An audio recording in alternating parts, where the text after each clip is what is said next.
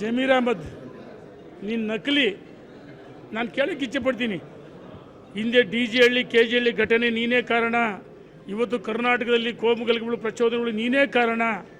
ಬೂಟಾಟಿಕೆಗೋಸ್ಕರ ಪ್ರಚೋದನೆ ಹಿಂಗೊಂದು ಹಲ್ಲು ಕಡ್ದು ಅಯ್ಯಪ್ಪ ನೀನು ಬಿಟ್ಬಿಡಪ್ಪ ಸಾಕಿ ದೊಂಬರಾಟನ.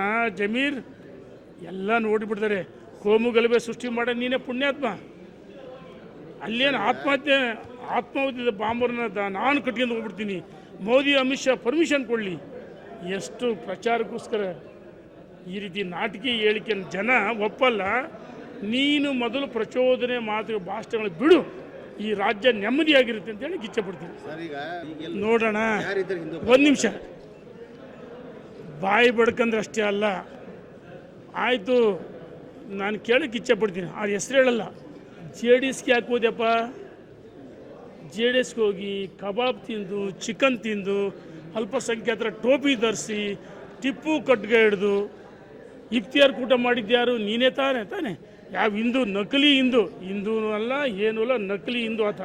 ತನ್ನನ್ನು ತಾನು ರಕ್ಷಣೆ. ನೀವು ಹೆಸರು ಹೇಳಿದಿರ, ನಾನು ಹೆಸರು ಹೇಳಲ್ಲ. ಯಾವ ಹುಲಿ ಇಲಿ ನೀವು ಮಾಧ್ಯಮ ಸ್ನೇಹಿತರು ಅನ್ಯತೆ ಭಾವಿಸ್ಬೇಡ್ರಿ. ಎಲ್ಲ ಒಂದು ಕಡೆ ಆತಗೆ ಹಿಂದೂ ಹುಲಿ ಪ್ರಚಾರ ಕೊಟ್ಟು ನಕಲಿ ಆತ. ಬೇಡಣ, ಎಲೆಬಿಲ್ಲದ ನಾಲಿಗೆ ಎಲ್ಲರಿಗೂ ಅಪ್ಪು ಹುಟ್ಟಿದ್ಯಾ, ಅವು ಹುಟ್ಟಿದ್ಯಾ. ನೀನು ಆತ್ಮಲೋಕನ ಮಾಡ್ಕೋಬೇಕು. ನಿಮ್ಮ ಕುಟುಂಬಕ್ಕೆ ಅವಮಾನ ಮಾಡಲ್ಲ. ನೀನು ಹಿಂದೂ ಹುಲಿ ಅಲ್ಲ, ನಕಲಿ.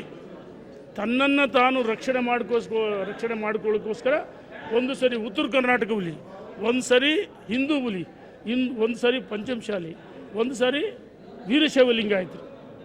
ಇವೆಲ್ಲ ದೊಂಬರಾಟ ನಡೆಯಲ್ಲ. ಭಾರತೀಯ ಜನತಾ ಪಾರ್ಟಿ ಕಾರ್ಯಕರ್ತರ ರಾಜ್ಯದಲ್ಲಿ ಯಡಿಯೂರಪ್ಪ ಪಾರ್ಟಿ ಕಟ್ಟಿದ್ದು ಯಡಿಯೂರಪ್ಪ ಕಟ್ಟಿಲ್ವಾ? ಅವ್ರ ಜೊತೆ ಲಕ್ಷಾಂತರ ಕೋಟ್ಯಾಂತರ ಕಾರ್ಯಕರ್ತರು ಇಲ್ವಾ? ಇವತ್ತು ನೋಡಿ, ರಾಜ್ಯದ ಅಧ್ಯಕ್ಷರು ಹಿಂದುತ್ವಕ್ಕೋಸ್ಕರ ಅವರು ಇಡೀ ಅವರ ಕುಟುಂಬ ಸಂಘ ಪರಿವಾರದಿಂದ ಬಂದಿರತಕ್ಕಂಥ ಯಡಿಯೂರಪ್ಪನವ್ರ ಕುಟುಂಬ. ನೀನಲ್ಲಪ್ಪ. ನೀನು JDSಗೆ ಯಾಕೆ ಹೋಗಿದ್ದೆ? ನಕಲಿ ಟೋಪಿ ಯಾಕೆ ಹಾಕಿದ್ದೆ? ನಕಲಿ ದೊಂಬರಾಟ ಅಷ್ಟೇ ಅದು.